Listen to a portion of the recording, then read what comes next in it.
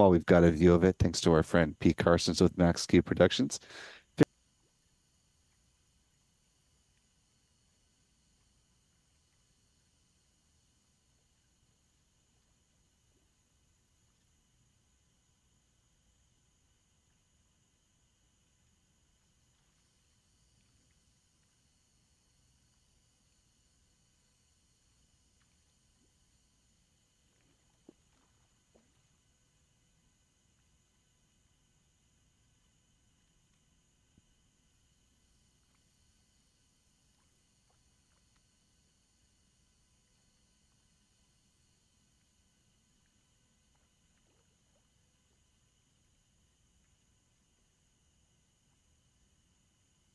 Taking a bit of a step back here, still looking at Jupiter, but you can see its moons both above and below it.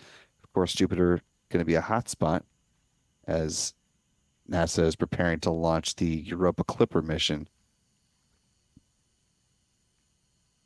coming up in mid-October. They'll be launching on a Falcon Heavy rocket. It's an important reason why the Polaris Dawn mission also needs to launch as soon as weather permits so that they can turn over that pad from a Falcon 9 configured Falcon 9 rocket take flight coming up in just a little more than 7 minutes. Let's go ahead and take a moment to talk about this particular launch vehicle. Of course, the workhorse rocket for SpaceX stands at 70 meters or 229 feet tall with the payload fairings up top. Has a diameter of 3.66 meters or 12 feet. The majority of that made up by the 2/3 of the rocket at the base, the Falcon 9's first stage. Of course, this particular first stage booster flying for a 23rd time, tail number 1062 in the SpaceX fleet. As you can see in the image on your right, the base of the first stage features the 9 Merlin engines, which burn rocket-grade kerosene and liquid oxygen, producing 1.7 million pounds of thrust. Around the engine compartment are black carbon fiber landing legs that will be used to land the first stage on the drone ship, a shortfall of gravitas. Above the first stage is the inner stage. This is a composite structure consisting of an aluminum honeycomb core surrounded by carbon fiber. In that image on the right, you can see the deployable hypersonic grid fins. These are titanium winglets that provide stability and steering for the Falcon 9 as it comes back through the atmosphere, tail first like a big old dart heading towards the drone ship. At the top of the inner stage are 3 mechanical latches that attach to the Falcon 9's second stage. And at first stage main engine cutoff, high pressure helium is used to release those latches, and automatic pushers ensure clean separation. The second stage engine nozzle is also housed safely inside the inner stage adapter until stage separation. Speaking of that second stage, the upper stage of the Falcon 9, powered by a single modified Merlin engine called a Merlin vacuum engine or an MVAC engine. It's equipped with a large nozzle, which is optimized for the burns and the vacuum of space. It produces more than 220,500 pounds of thrust and will be fired twice on today's flight, placing the 21 Starlink satellites into their intended orbit. As is the case with the first stage, the upper stage of the Falcon 9 also burns kerosene and LOX. Following the deployment of the Starlink satellites, it will ignite for a third time for a deorbit burn, driving the upper stage back into the atmosphere where it will burn up, helping to eliminate the risk of creating any unnecessary space debris on this mission. Finally, at the top of the rocket are the payload fairings containing the 21 Starlink satellites.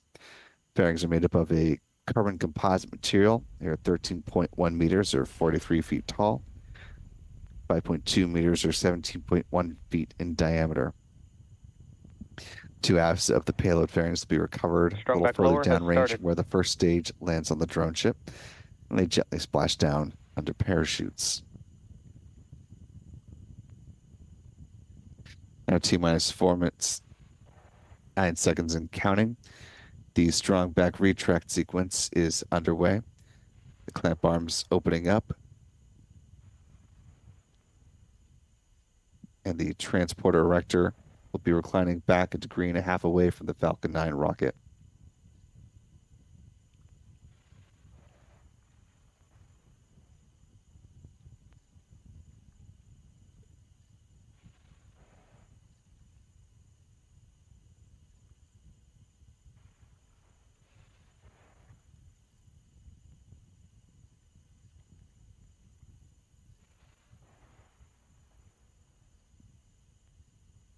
I'll note just for housekeeping here that the countdown clock for us at the upper right-hand corner, that is ours, that is in real time. What is coming through the SpaceX feed is coming in on looks like about a 8-second delay. So we'll be making our call outs in real time, of course, since our cameras are in sync with reality. We're now T minus 2 minutes, 56 seconds and counting. At this point, the first stage LOX tank should be full.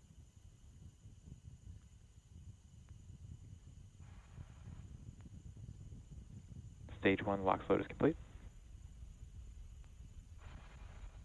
Yeah, that call for stage 1 LOX load being complete.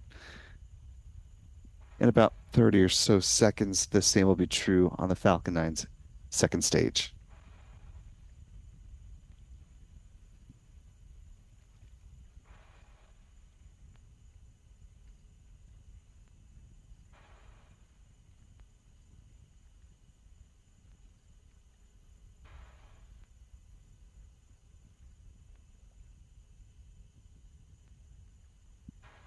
Taking a look at the live chat, want to thank Bob Harley for a $3 super chat.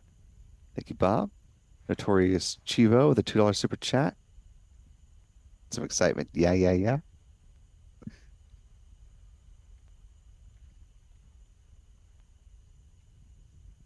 Stage 2 LOX load is complete. With that call out, you just heard the Falcon 9 is now fully loaded with 1 million pounds of propellant. That extra bit of venting you're seeing beginning here, those are the ground gas closeouts.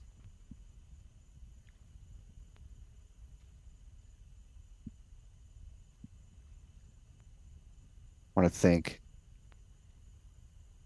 Gas launch closeout has started. Well Reasons or Super Hawk for a very generous $20 super chat saying, that shot of Jupiter and its moons is worth this plus so much more. Great camera work. Of course, giving kudos to Pete. Appreciate it, Pete. And thanks to QC Part-Time Paranormal for a $5 super chat as well.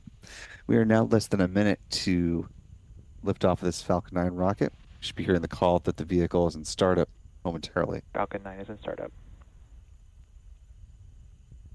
Good call out there from SpaceX. Control, the countdown is now shifting to the Falcon 9's onboard flight computers. The propellant tanks are being pressurized. And with that, got the go for launch from the SpaceX launch director. We are 30 seconds away from liftoff of the first of what SpaceX plans to be a Falcon 9 Starlink doubleheader from both of its coasts.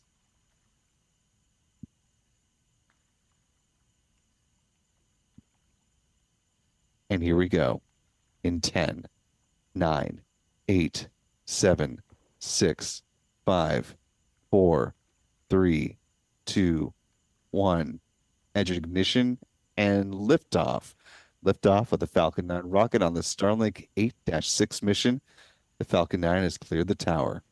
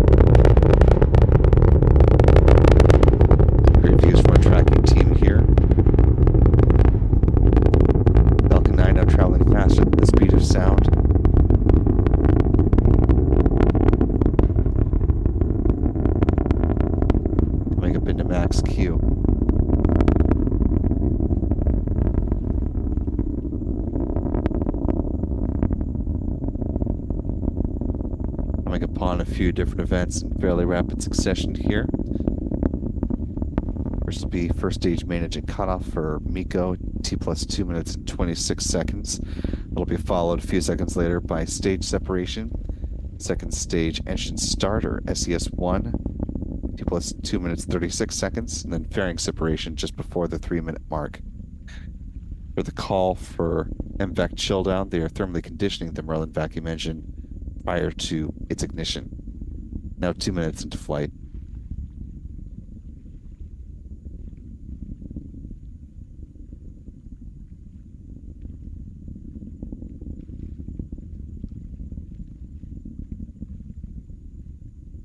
Now about 10 seconds to MECO.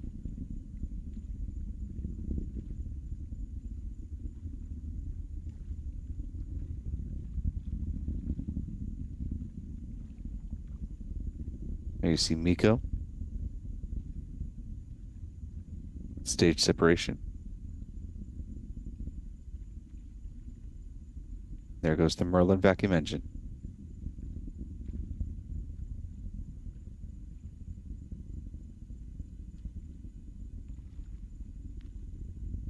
You see all those events happening on the SpaceX feed on the right-hand side of your screen from the onboard cameras of the Falcon 9 rocket.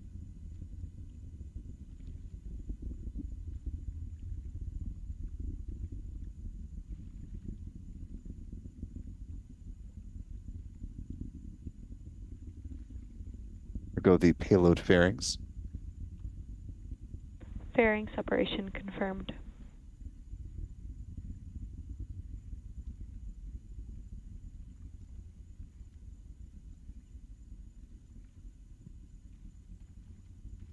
Taking a look at the bid box from our tracking camera here at the press site. A little bit of a jellyfish effect here. Our Michael Kane behind the tracking camera tonight, doing an excellent job. Now coming up into the 4th minute of flight.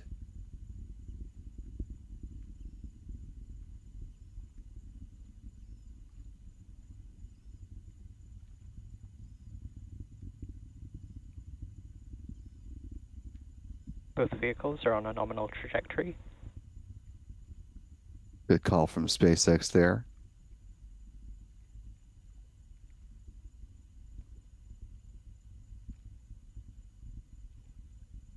So far, everything falling along the plan. Now, a little less than 2 minutes away from the start of the first stage entry burn beginning. The Falcon 9 will really slam on the brakes and begin to slow itself down, set up the landing burn. Edge burn begins at T plus 6 minutes and 12 seconds, lasts about 22 seconds in total. If the clouds aren't too much of an issue, we may be able to see the entry burn from our ground cameras here, but can be a little tricky. We are able to snag it. Of course, we'll bring that to you. Continue to follow a nominal trajectory.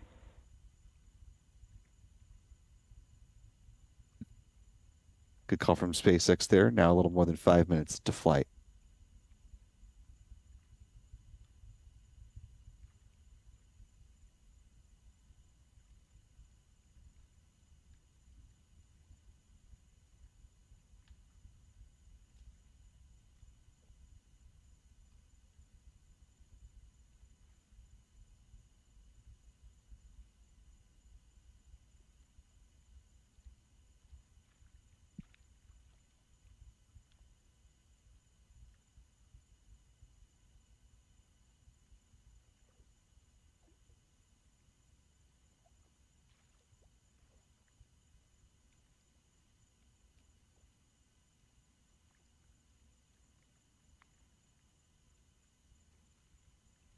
Both stages on a nominal trajectory. Good call. Now more than 6 minutes into flight, less than 10 seconds away from the start of that entry burn in real time. Looking for about 6 minutes, 12 seconds on the SpaceX feed.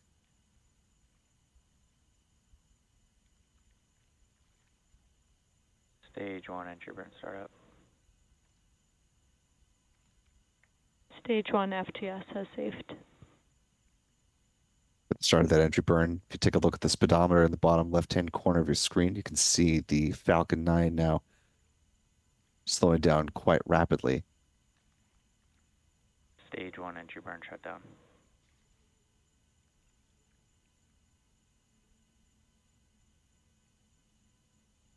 See the dot in the center of the big box there. That is the Merlin vacuum engine as it continues its Both uphill vehicles climb. following a nominal trajectory. Now about 156 kilometers in altitude.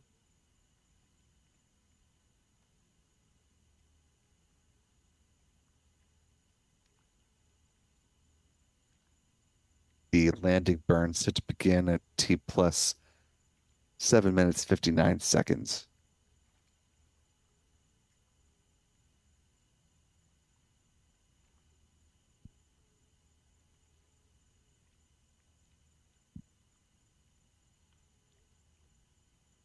Stage 1 transonic.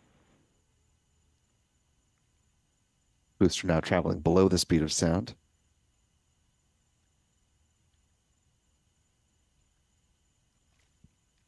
Continuing its descent towards the drone ship.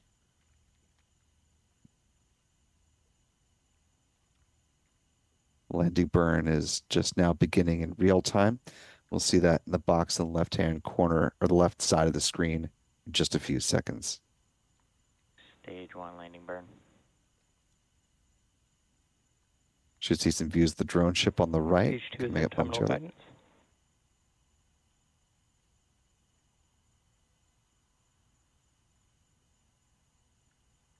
Stage 1 landing leg deploy.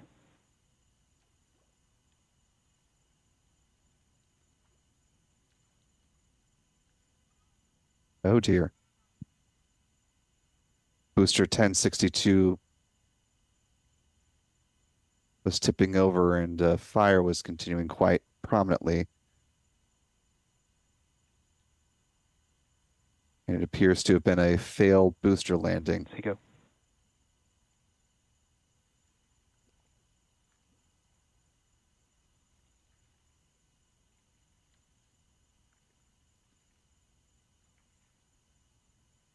A rare failure by initial visual accounts from SpaceX. Stephen in the back, if we can re-rack that if at all possible, let's try to get that up. We'll get that in work for folks as quickly as we can so we can get another look at that.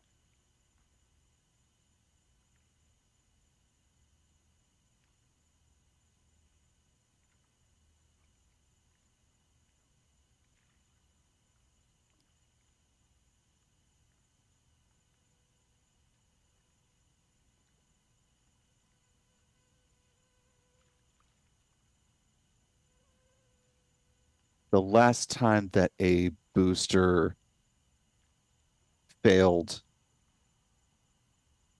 with a landing connected to the drone ship, a shortfall of gravitas, that was back on February 16th of 2021. That was the Starlink 19 version 1 satellites. That was booster B1059.6 ending that particular run.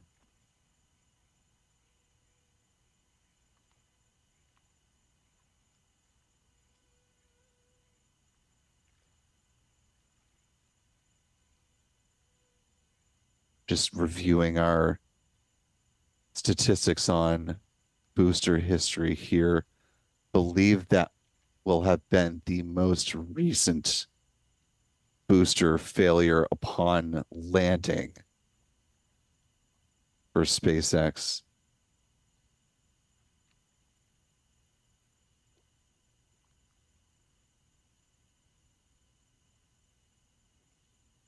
Of course, the slightly more recent issue that we saw with the booster, that was back on December 23rd, 2023, when booster 1058 was returning from its 19th flight. However, it successfully landed on the drone ship but tipped over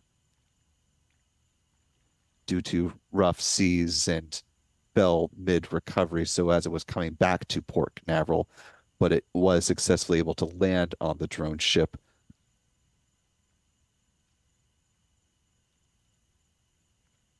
So yes, the February 16th, 2021 date will have been the most recent full booster landing failure, snapping a run of 267 successful landings in a row for SpaceX.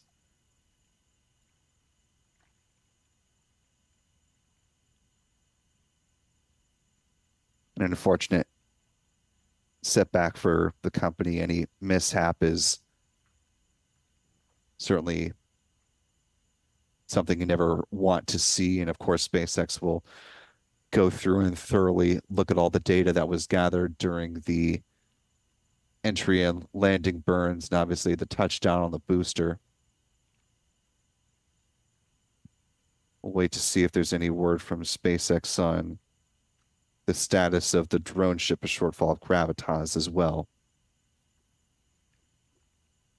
So far, SpaceX has not issued a statement regarding the landing failure. The last comment from them was just acknowledging the launch. Let's go ahead and bring in this replay here. This is starting from the SpaceX feed just after the 8-minute mark. You can see the landing burn started right on time as the booster was making its descent towards the drone ship, a shortfall of gravitas. It appears to hit right in the center of the drone ship. You can see here an almost purple tinted flame as the booster immediately begins to fall over away from the cameras. We've got it on loop, so we're going to watch this at least a couple more times just to see as much detail as we possibly can.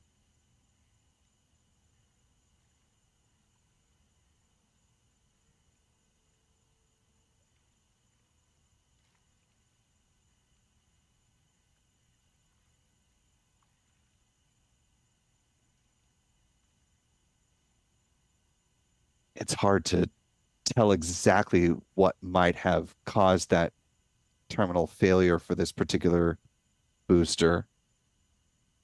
What was the flight leader for SpaceX? Unlike most booster landings where once it touches down on the drone ship, the engines cease firing, it appears there was a continuous fire and it caused an imbalance of the booster. Of course, much more information is going to be coming from SpaceX in the hopefully not too distant future. We'll get at least an early statement from the company. The other immediate question, of course, is whether or not SpaceX will proceed with the other Starlink flight that it had on tap for tonight. That was Starlink 9-5 set to launch from Vandenberg Space Force Base at 2:58 a.m. Pacific.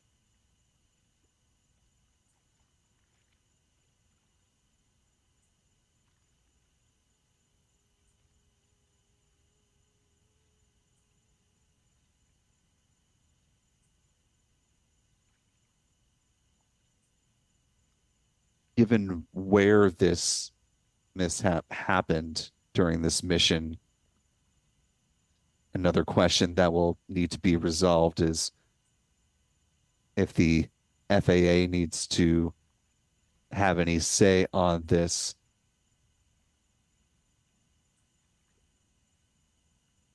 The last time SpaceX had an in-flight mishap, of course, was on another Starlink flight, but that was concerning the Falcon 9's second stage. Given that this booster was touching down in the middle of the Atlantic Ocean,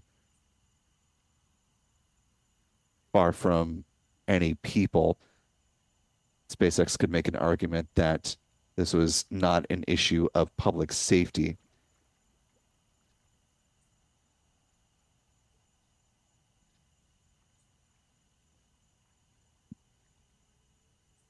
But certainly an unfortunate timing and occurrence for this mission, as Now, SpaceX is going to have to dig into what happened and if there's any potential broader impact or not.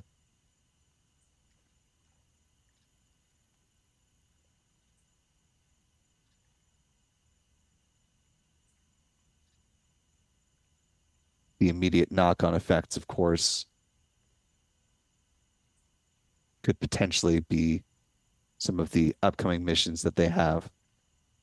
Not to say that we know for sure that there will be any direct impact. Of course, we don't at this point. This just immediately happened.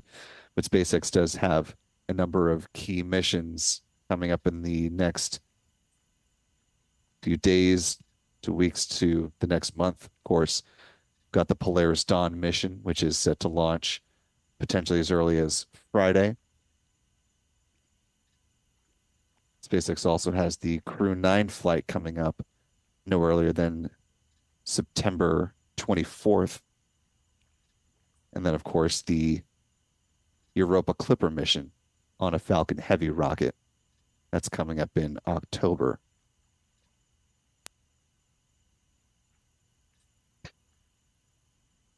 So a lot of interested parties, of course, will be wanting to know all about this. And I'm sure SpaceX is quite eager to dig into the data and get a full understanding of what went wrong here.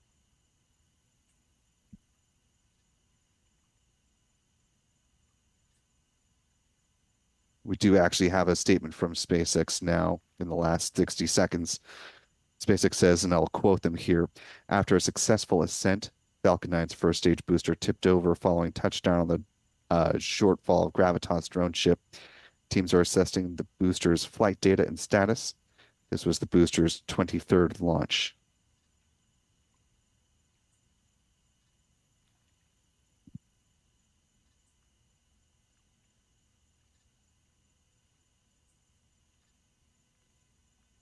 As you can see here, as we're looping back through this video, though, as it was coming down and making its touchdown on the drone ship, the landing gear seemed to clearly fail almost immediately as that fire continued to burn.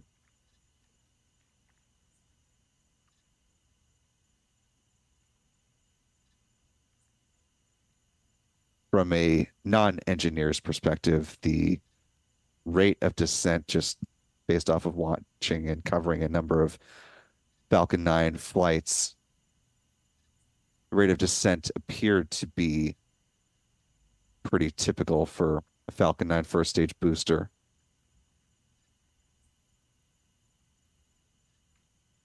But again, if you missed it, just reading SpaceX's statement that just came out in the last couple of minutes now, and I quote, after a successful ascent, Falcon 9's first stage booster tipped over following touchdown on a shortfall of Gravitas drone ship. Teams are assessing the booster's flight data and status.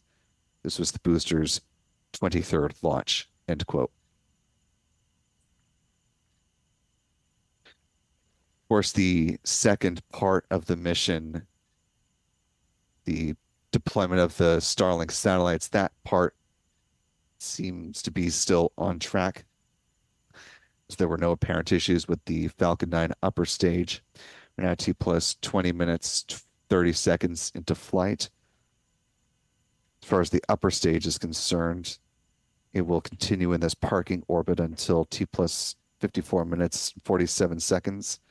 There will be a brief 2-second burn of that upper stage engine to circularize the orbit, setting up for these Starlink satellites to be deployed at T plus 1 hour, 3 minutes, and 41 seconds.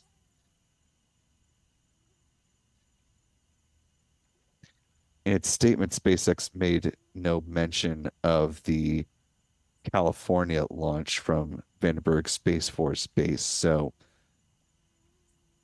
at this particular moment in time, it appears as though that launch may still be moving forward, although that's something that we'll continue to watch over the next hour or so. That rocket's to lift off at 2:58 a.m. Pacific. That's 5:58 a.m. Eastern.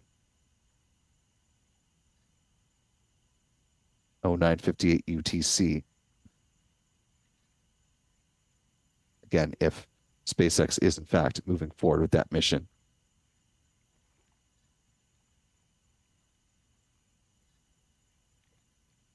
If SpaceX decides to punt on launching again so soon this morning, they do have another backup launch opportunity for the Starlink 9-5 mission from the West Coast. Opportunities exist until, or the launch window, I should say, opens at 10:41 p.m. tomorrow evening.